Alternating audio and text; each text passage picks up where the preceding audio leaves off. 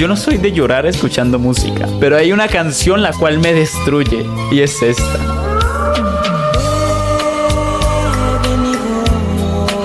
Voy a pedirte perdón y a buscar el amor que un día no quise más. Sé que fui yo quien causó tus lágrimas y tu dolor.